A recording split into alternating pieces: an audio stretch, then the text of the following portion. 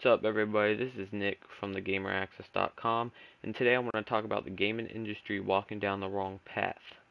Now, E3 2009 has passed, and it was a great show. Do not get me wrong, Microsoft and Sony did their thing. Nintendo just did what they needed to do, which means they didn't need to do too much. But Sony and Microsoft announced motion controls. Well, Microsoft announced Project Natal, which is a camera, and then Sony announced a motion controller that looks like some type of wand. Well, this would have never happened if the Wii had not came out or if the Wii had not been successful. Now, I'm not saying the motion controls are 100% bad, because I understand the aspect of it expanding gaming. Don't get me wrong, I can see that.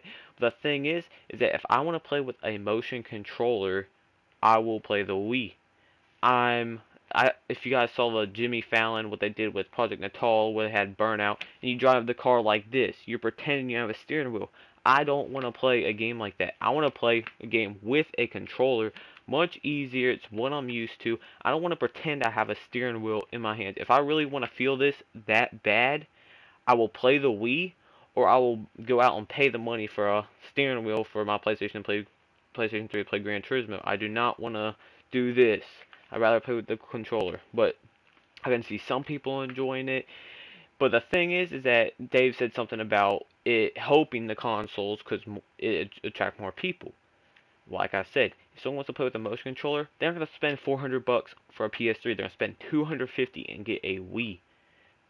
I mean, most of the PlayStation 3 audience is for hardcore. We don't want to play games like.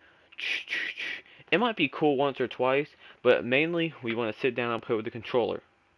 That's just the main fact about it. And companies are going to start spending more time on this motion controller. Now, I'm not saying that the PS3 game, all PS3 games are going to use it or PS3 games are going to fail. I'm not saying that at all. Games are still great. Games are going to come out. What I am worried about, though, are these companies, instead of building a nice game using the controller, they might spend that time and resources to make a game with the motion controller. And in my opinion, I'm not going to play it, so that's a waste. And that's just me. I'm speaking for myself, not everyone. But I'm sure there's people that agree with me, and I know there's people that disagree with me. I'm just giving my opinion on this. And that's basically it with the motion controllers. But something else I want to talk about is game sales. Now, I know PlayStation 3 has less consoles out than the Wii and 360. But something I want to talk about is, okay, Killzone 2. I know it's only on PS3. Okay, but this game was hyped like crazy since E3 2005. The graphics blew everyone away, and the game basically looks just as good. It doesn't look quite as good, but it looks almost just as good. Alright, they spent 4 to 5 years in development for Killzone 2. They released it back in February, and the game has sold about 1.7 million, okay, with 4 to 5 years of development. Then you got these games on the Wii. Like, I'm not hating on Mario Kart. Mario Kart's a fun game. That's actually a game I'll actually play on the Wii. But a game like that, it takes 1 to 2. I read that it took 1 to 2 years somewhere in there to develop the game, and they sell 16.5 million. Now I know there's more Wii's, but if you look at games sold per console, it blows it away by like 3 or 4 times. And the game took a fourth of the time to develop. Now, I'm not hating on Nintendo. Nintendo does this thing, but the thing is about this game industry walking down the wrong path. Why is a company like Guerrilla Games or Insomniac or Microsoft Studios like Bungie, why are they going to spend 4 to 5 years to make a great game if they're not going to get any more game sales out of it? That's more time they got to spend on the game, and that's more money they got to spend on the game. Killzone 2 was over a $50 million budget, and they're selling a little over $1.5 million games. And you got these other games, the shovelware on the Wii, that they flip out. These movie games, Hannah Montana, all that stuff, they spend maybe 6 months and develop, and they sell millions. Why is Guerrilla Games? If I was Guerrilla Games, I'd be like, why did I just wait 4 to 5 years to make a game to sell less copies than these companies that are only taking 6 months? Maybe I should just focus on making a game that everyone likes. Takes 6 months to make it. I don't care if it's crappy. These little kids are going to want to buy it.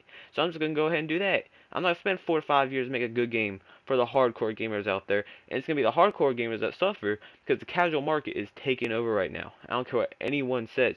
It is. Look at the amount of you look at hardcore game sales. What 2 games actually sell really well that are hardcore? Now, it's Gears of War and Halo. Now, I know games like Fable, I mean, Killzone sold well, don't get me wrong, but compared the hardcore game sales to the casual game sales, there's no comparison at all. Like I said, Mario Kart, 16.5 million? Look at the sales of Wii Fit. And then you got games like Guitar Hero that sell in loads, rock bands that sell in loads. You know they don't take, all they do is they put new songs in there. You just got little colors going up and down the screen. And they sell tons. They might make the colors look a little brighter to make it look a little better, but then they're going to sell more than a game that took 4 to 5 years in development? I mean, it's why would a company spend that much time to make a great game? And Killzone 2, in my opinion, is an amazing game. It's not my favorite, but it's great. And even if you don't like the game, it's basically one of those games you gotta love or hate because the controls are different from any other first-person shooter. I personally liked them, got used to them, and I'm good with them now. But even if you don't like the game, you gotta respect the time and work Guerrilla Games put into this. Everyone doubted them. They said, you're not gonna pull this off. There's no way the game's gonna look like the trailer. Look what happened. Almost did. They spent 4 to 5 years to get the game the way they showed it. They worked their butts off to get it out there. And then you got these companies, oh, I'm just gonna throw some new songs in here, and I'm gonna sell tons. So why? There's no reason for Guerrilla Games to spend that much time to make a great game when they can take way less time, just throw something out there and make more money. Why would a company want to spend that much money and time to make a game? There's just no reason for it. I mean, so basically that's all I want to talk about is the game industry walking down the wrong path. I mean, motion controls, that's something we can debate over because some people it expands, but in my opinion, it might slow down some things. It's not going to get worse. It's not going to get like really bad, but I do feel it will have some type of effect on the games we play. And I mean, it's just I have a bad feeling how this game industry is going with the casual market taking over.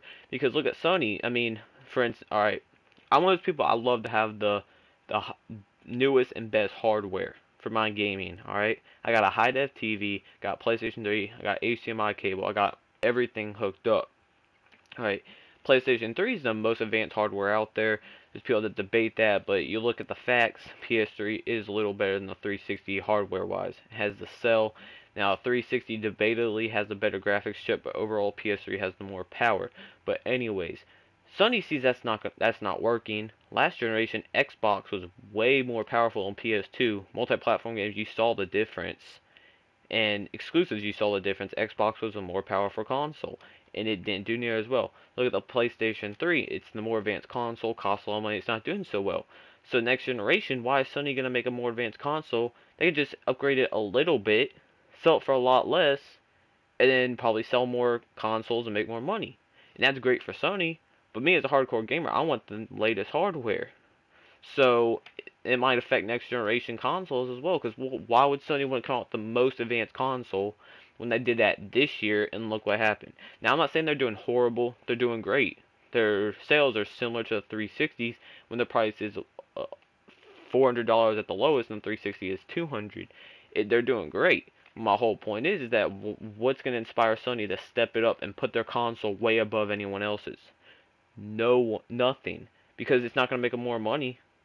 Look at last generation, look at this generation. And look at even the past games way generations back.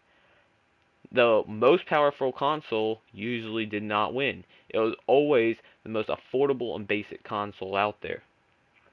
So that's all I want to talk about today. This game industry walking down the wrong path. Please leave a comment. Let me know what you think. I'm going to try to do these videos one every day. But if you guys ever have a topic you want me to talk about, shoot me an email at admin@gameraccess.com, and I'll be sure to talk about it if I feel it's a good topic. And please leave a comment if you think I'm doing a great job, what I can improve on, if you'd like to actually see these every day. So thanks for watching, and check back tomorrow for a new video.